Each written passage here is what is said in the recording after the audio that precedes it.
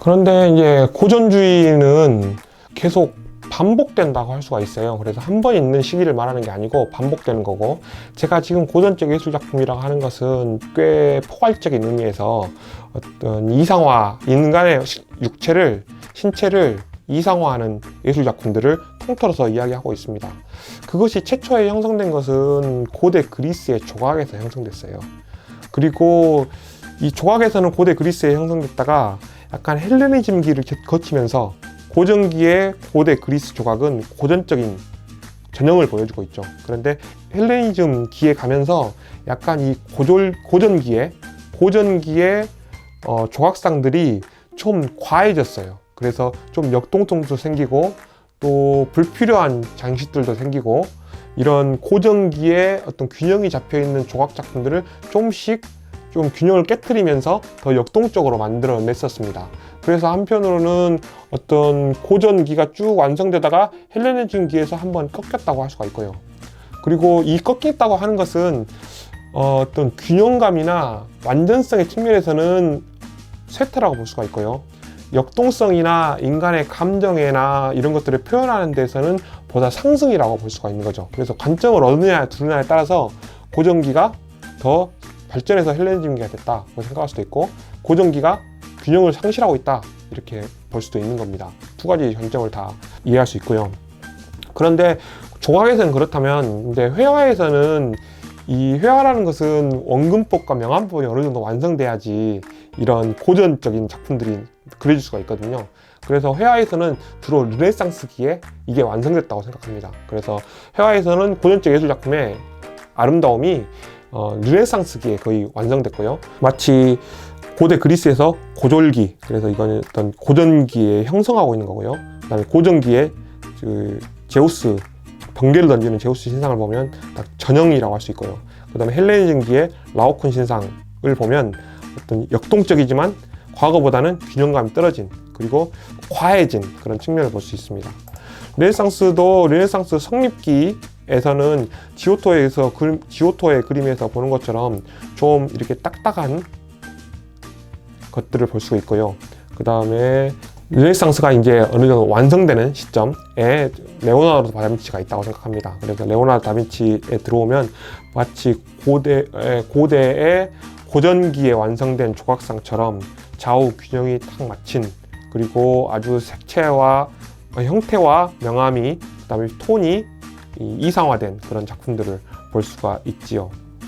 오른쪽에 있는 작품은 실제로 그 최후의 만찬은 아니고 최후의 만찬의 복원도입니다. 그래서 실제로는 색채가 손상되기 전에는 이랬을 것이다 라고 생각해서 한 거고요.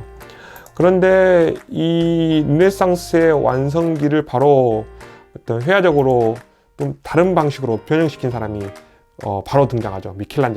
미켈란젤로가 지금 여기 보면 고전적이라고, 물론 약간 고전적인 측면이 있어요. 그렇지만 고전적이라고 하기에는 엄청 역동적이죠. 그 다음에 사람들이 막 쌓여있고, 또 이런 그 최후의 심판이라는 성 시스티나 성당의 최후의 심판 벽화, 그리고 다른 많은 벽화들을 보면 지금 미켈란젤로가 회화에서 르네상스 시기에 형성된 고전을 해체하고 있다라고 생각할 수 있습니다.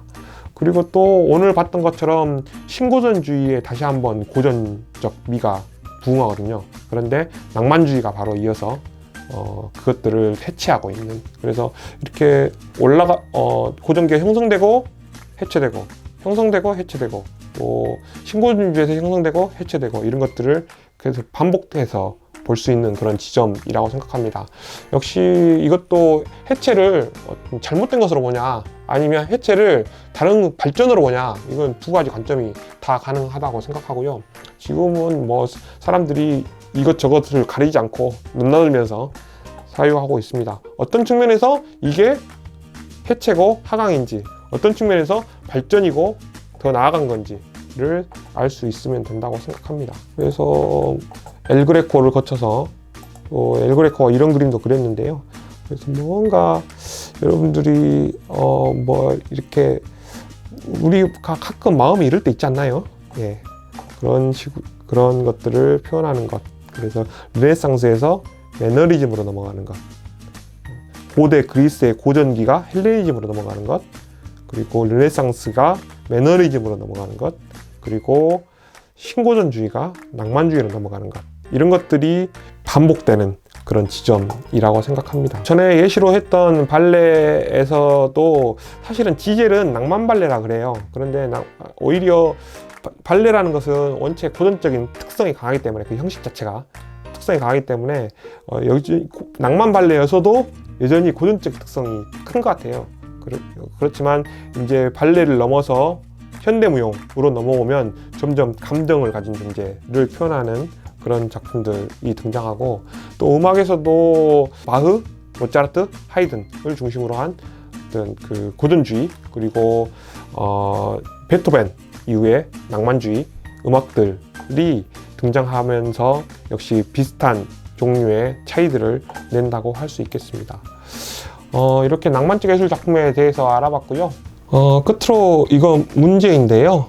이 두 작품의 차이에 대해서 또 토론방에 글을 길게 올리지 마시고 세 문장으로만 올리십시오. 세 문장으로만 올려보는데요. A와 B의 차이는 뭔가? 그래서 또 그 다음에 A와 B의 고통의 원인은 뭔가? 고통의 원인. 그래서 A는 아까 말했듯이 전쟁고아예요. 전쟁고아가 부모님을 묻고 황망한 표정으로 하늘을 바라보고 있는 장면이고, B는 여러분들이 혹시 뭉크 아시나요? 절규, 이렇게 소리 지르는 것처럼, 뭐 스크림처럼 소리 지르는 것처럼 보이는 절규의 작가인데요. 뭉크가 그린 제목은 사춘기라는 작품입니다. 사춘기라는 작품인데, A는 낭만주의의 대표적인 작품이고요. B는 표현주의의 대표적인 작품이라고 할 수 있겠습니다. 그래서 일단 A와 B의 차이, 그리고 A와 B의 고통의 원인이 어디 있는가, 이 두 가지를 가지고 그 두 가지가 서로 관계가 없는 게 아니겠죠. 그래서 왜 표현주의는 B와 같이 표현했는가, 이런 것들을 생각해 보는 게 여러분들에게 주어진 과제인데요. 좀 더 힌트를 주기 위해서 작품을 두 개를 더 주면요. 아까 지금 여기서 말하는 것은 A는 블라크루아의 아까 전쟁 중에 죽은 자신의 강간을 막기 위해서 죽은 어머니를 안고 슬퍼하는 장면이고요. B는 그날 이후라는 작품입니다. 또 이것도 뭉크의 작품인데요. 앞에는 아주 독하다고 유명한 술이 놓여 있고요. 그 다음에 어떤 여성이 지금 잠들어 있는지 죽었는지 모르겠습니다. 이런 그림들을 그리고 있고요. 그 다음으로 C에서는 A는 아까 그 미친 여성을, 광인을 그린 제리코의 작품이고요. B는 또다시 뭉크의 작품입니다. 그런데 뭉크의 이 작품의 이름은 우는 모델이에요. 우는 모델. 그래서 우는 여인이던가요? 우는 여인 아니면 우는 모델, 둘 중에 하나입니다. 그래서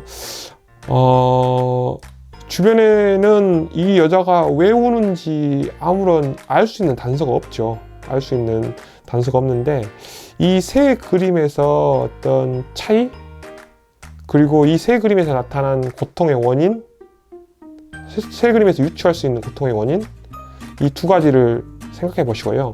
그리고 이 세 그림을 관통하는 뭔가 키워드가 있을까? 이런 키워드들을 토론 글로 올리시되, 문장은 3개의 문장 정도만 쓰시고요. 또 키워드를 제시할 수 있다면 단어를 몇 개 제시할 수요 하고, 그렇게 부담 없이 진행했으면 좋겠다는 생각입니다. 수고하셨습니다.